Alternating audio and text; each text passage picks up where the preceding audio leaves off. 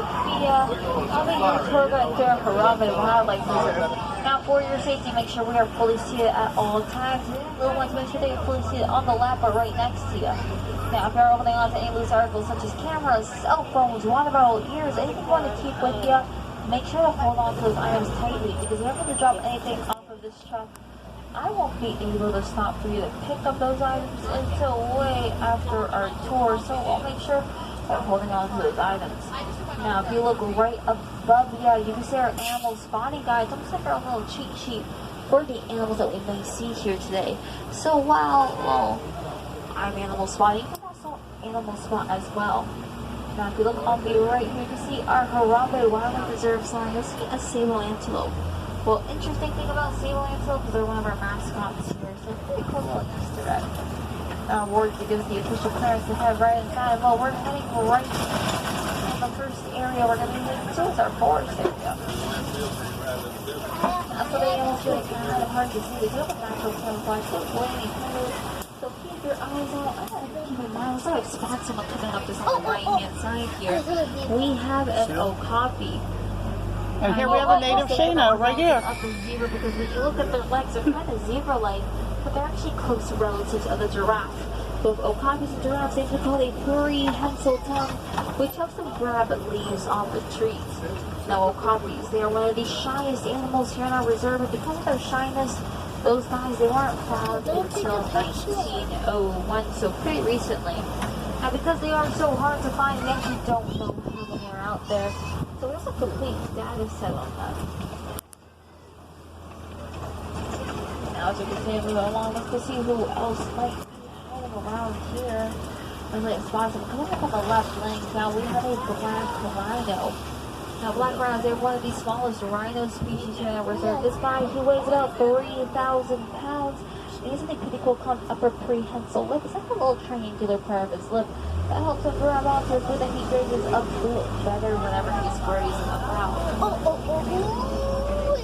Like we have someone that might be crossing the road here, but on the right here we have a greater coon. The one that looks like a deer, and now they're one of the tallest antelope species, being about 55 inches at the shoulder.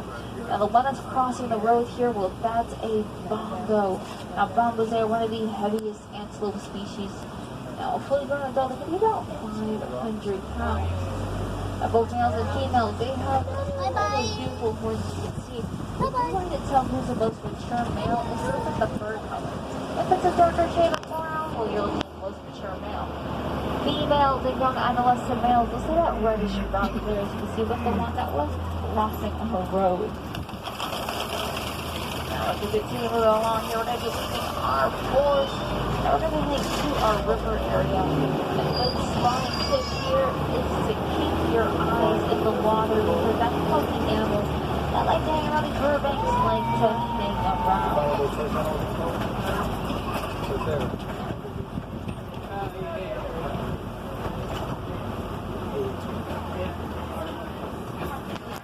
Looks like I spotted someone coming up on the right. We have some hippos. Now, hippos are nocturnal animals, and during the day, well, they are on the water, but during the night, that's when they're the most active. They'll go about 4 to 6 miles inland to graze on some grass because they are herbivores.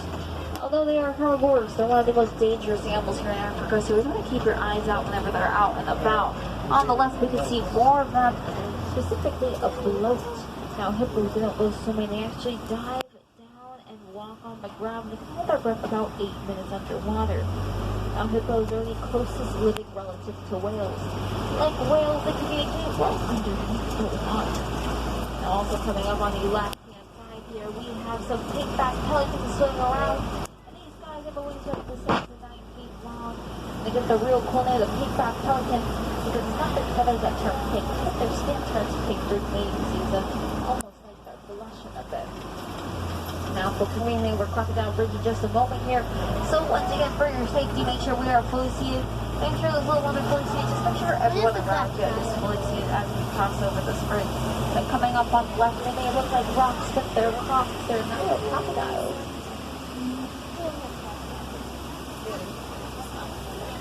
Like right down there, you can see someone that is playing or hunk of water.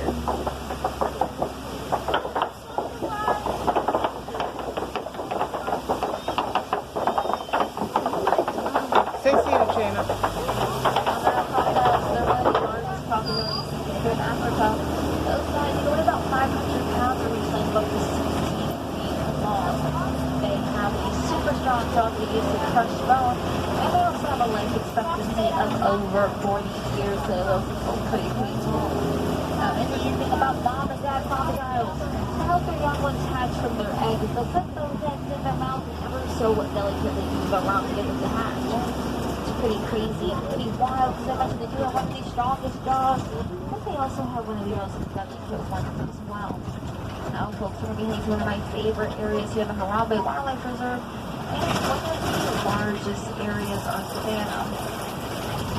Our Savannah is on the west side and the east side. And currently, well, we're heading into our western Savannah field, so you just want to keep your eyes, your cameras, and your cell phones out for who might be roaming around here. And it looks like I've spotted some folks coming up on the right-hand side. We have some zebras. Now, there are 3 different species of zebras out in the world. The zebras we have here are Hartman's mountain zebras, and the reason why I know that, well, if you look at their nice restless extra full skin called a dewlap. Now, they're the only zebra species that has that dewlap, and what does that dewlap do? Well, it helps circulate blood flow, keeping them cool during warm months or warm during cooler months. Now, the most commonly asked question about these zebras, are they black with white stripes or white with black stripes? If you got a good look at their nose and their toes, they start off as black, so they're actually black with white stripes. Now, coming up on the left, we have one of our giraffes just feeding. Giraffes, they're one of the tallest animals in the world. A blue-ground adult, they can be about 18 to 20 feet tall. And when born, they're about 6 feet tall. So they're all pretty tall. Now, so we have multiple of them around us. If you look at their spots, you can see how their spots are different from one another. Like when we think about giraffes, they do have unique spotting patterns that help people identify who's who. Now, coming up from the left, if you can keep your eyes in that little rock, we have some African painted dogs. Also, known as the African wild dog or the hunter's dog. They get the real cool name, the painted dogs, because if you look at their backs, it looks like someone painted them on. Now, they are one of Africa's best hunters, having a success rate of 94%. Now, the reason they have the high success rate is because they do hunt in packs and don't chase their prey until they're exhausted. If you're getting up close, we saw our giraffe friends here on the left-hand side. We also see some sable antelope, our full mascot. Now, one thing I'm super jealous that giraffes do that unfortunately we humans don't do. They only need 30 minutes of sleep a day to be fully rested for the full day. Unlike us, we're needing 8 hours. Usually when they sleep, they will sleep standing up, rarely ever laying down, just avoiding predators. Another cool thing that, well, they share similar with the okapi is that prehensile tongue. But their tongue, they're about 18 inches long. So to put into perspective, if you're a fully grown adult, if you look at your forearm, a giraffe's tongue is longer than that. Their tongues are also blackish blue at the ends, just avoiding sunburning, but then pink in the back, just like our own tongues. Another really cool thing about giraffes, well, they have 4 stomachs because the stomachs digest a different part of their diet. Now, as we continue moving around our reserve here, a pretty interesting thing about the Harambe Wildlife Reserve is how large we are. We're about the same size as Magic Kingdom. So if we were going to have Magic Kingdom here, it would fit pretty comfortably. We're about 107 acres, while Magic Kingdom, it's about 110.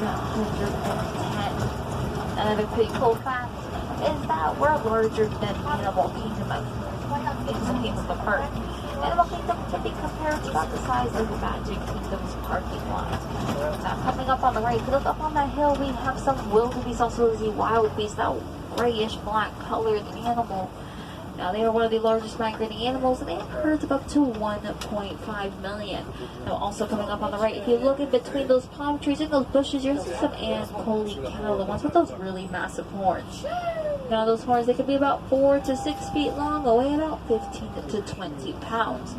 Now, they are, well, honeycombed the inside, and they serve the same purpose as a dewlap of a Hartman's mountain zebra, helping circulate blood flow. Now, also coming up on the left, we have more of our wildebeest, and they're doing something pretty cool right now. Look at the defensive mechanism. Whenever they sleep or relax, these guys, they will sleep or relax in rows facing opposite directions, almost like a 360 degree of the whole savannah. So if one of them senses a predator or sees one, well, that one will stand up, everyone will stand up, and then both come the opposite direction.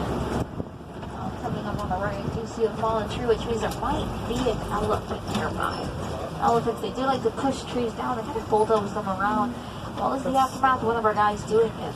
Now, hopefully we can see who might have done it before they run away from the scene of the crime. So just keep your eyes out and about around here.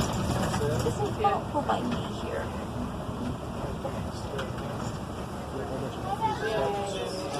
Oh, but he is hiding around that tree. If you look behind him, alright, we have one of our elephants just hanging around back there, but also a little bit easier to see on the left, we have one of the largest monkey species in the world. We have some mandrills. Now, a mandrill male, he weighs about 100 pounds, and females, they weigh about 40 pounds. Oh, there they go, jumping around. Now, males, they do have these bright blue and bright red pigmentation on their face that becomes brighter the more excited they get. Now, they also have these massive canines that they use to attract any potential mates. It's pretty funny because they don't eat meat. They do eat some insects, but not meat. So, those massive canines will also attract any mates.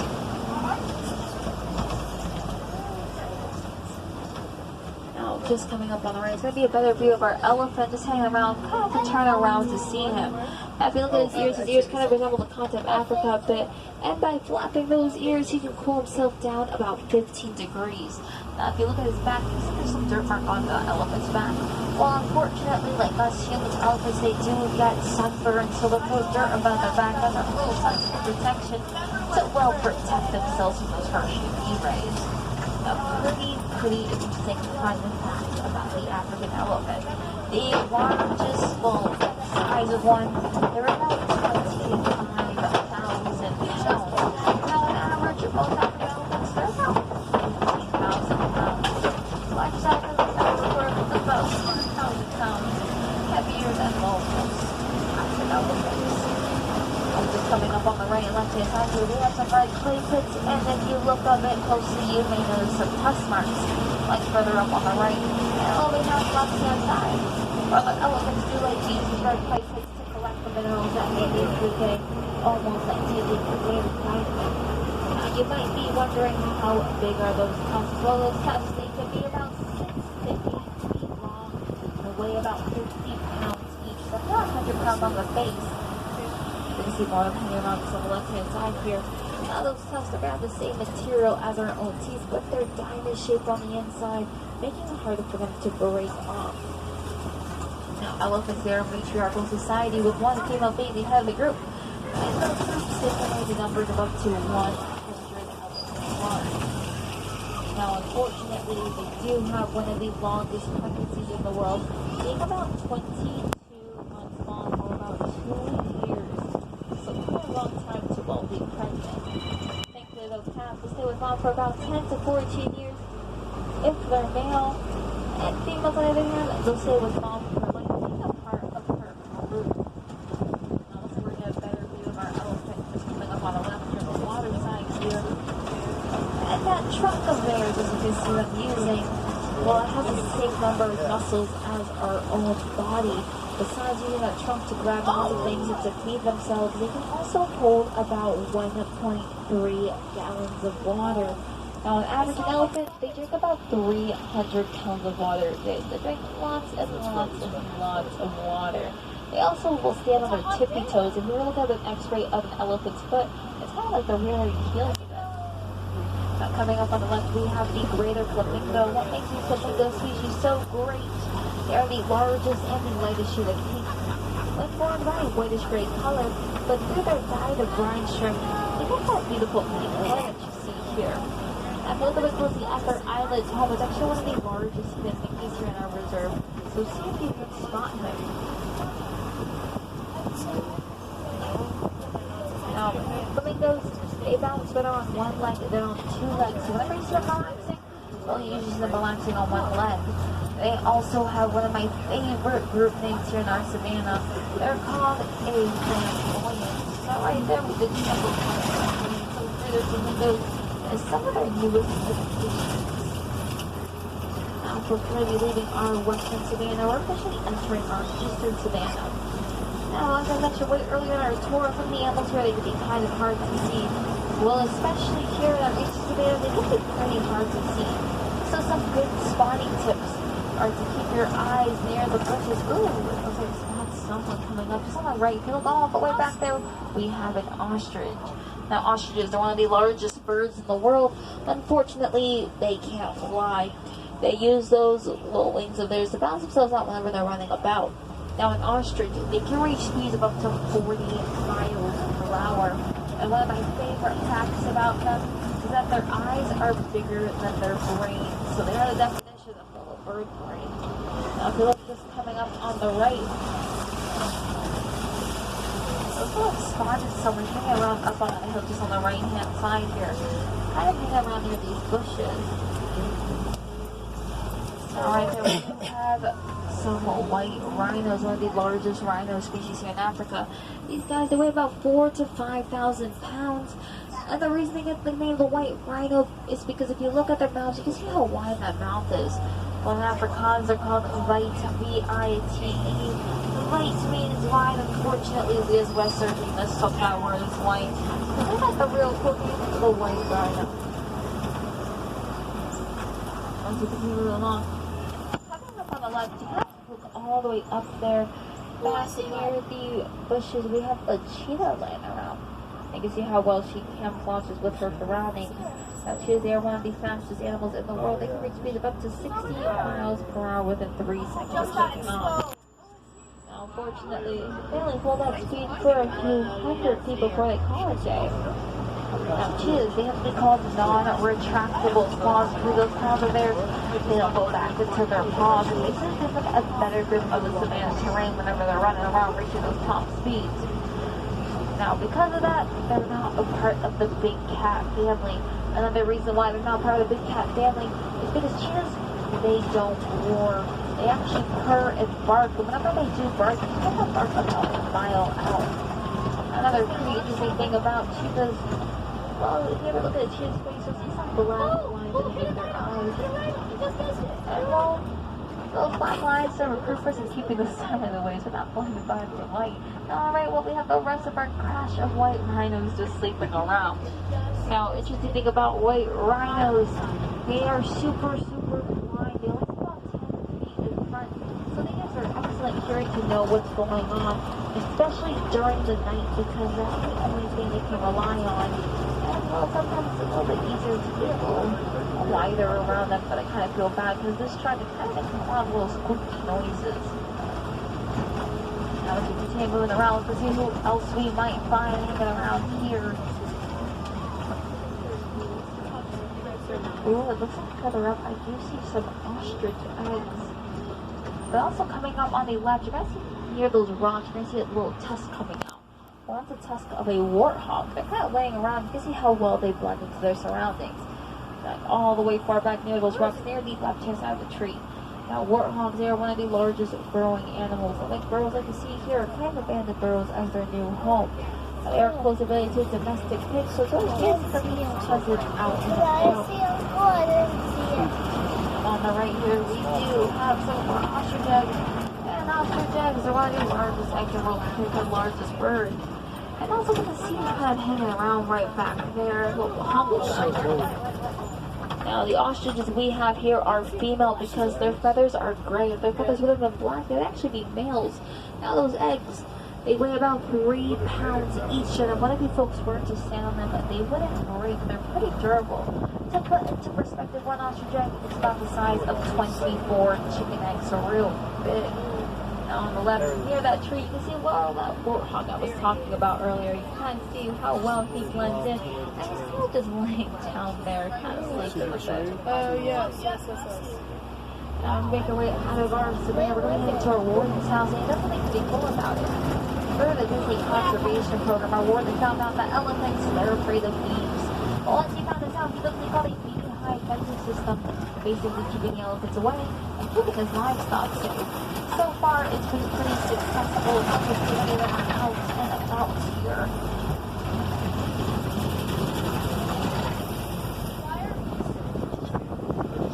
And it looks like they are coming up on the left-hand side. Up on that hill, we have some Nigerian dwarf goats. Now, these goats, they are out throughout the world. A lot of people like keeping them as pets or to sell their milk. Got this yellow box right here, you can see from our warden's house. It's where our warden keeps those bees, and sometimes they like to hang around there to get some honey. The Nigerian dwarf they are super playful, and they play will lead us to repeatedly diving at one of the group. So it's always cute to see those little guys playing around. Let's make our way out of our reserve and back into the Harambe village and to share some thoughts with you folks.